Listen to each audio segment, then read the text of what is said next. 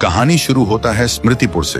बाहर से देखो तो बस एक आम गांव, कच्ची गलियां, बिना दरवाजा और खिड़कियों के घर और साधारण लोग। लेकिन स्मृतिपुर की पहचान ना खेतों से थी ना मंदिर से। गांव के चौक के बीच जंगली पत्तियों से लिपटी एक पुरानी कुर्सी रखी थी। कहते हैं जो भी इस कुर्सी पर बैठता वो अपना पूरा बीता हुआ वक्त देख लेता था, खुशियां भी, गम भी और वो पल भी जो कभी लौट कर नहीं आते। लेकिन इसके बदले कुर्सी अपना कर्ज वसूल करती थी। बैठने वाला या तो पागल हो जाता या फिर मौत उसे जल्दी अपने पास बुला लेती।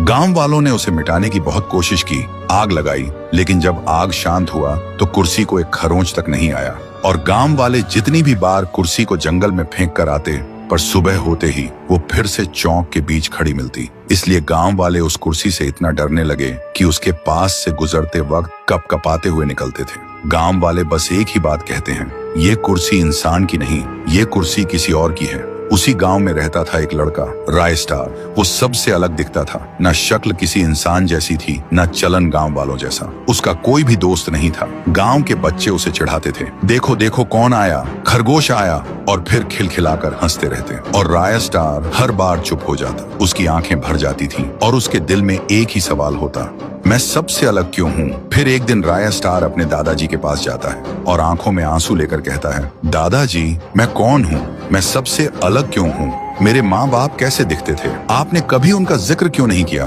दादाजी क्या मैं इंसान नहीं हूँ, कहीं मैं एक एलियन तो नहीं। कुछ पल के लिए हवा थम जाती है। दादाजी राय स्टार की आंखों में देखते हैं पर कुछ नहीं बोलते। फिर हिचकिचाहट के साथ बोलता है, बेटा मेरा सिर चकरा रहा है, मुझे घर ले चलो। और उसी पल राय स्टार के दिल में एक और भी गहरा सवाल जन्म लेता है, दादाजी ने जवाब क्यों नहीं दिया, क्या वो सच में कुछ छुपा रहे हैं। उस दिन रात में उसे नींद नहीं आती। वो खिड़की के पास खड़ा रहा और बस चौक के बीच रखी उस कुर्सी को घूरता रहा। और उसके दिल में सिर्फ एक ही बात घूम रही थी, आखिर मैं कौन हूँ। फिर वो धीरे धीरे कुर्सी के पास आता है और उस पर बैठ जाता है। जैसे ही वो बैठा, आसमान का रंग बदल गया, बिजली गरज उठी और फिर जो उसने देखा उसके अंदर तक हिल गया। तो दोस्तों, आखिर राय स्टार ने ऐसा क्या देखा? क्या वो इंसान है या सच में एलियन या फिर कुछ और ही? अगर जानना है तो कमेंट करो, पार्ट 2 चाहिए।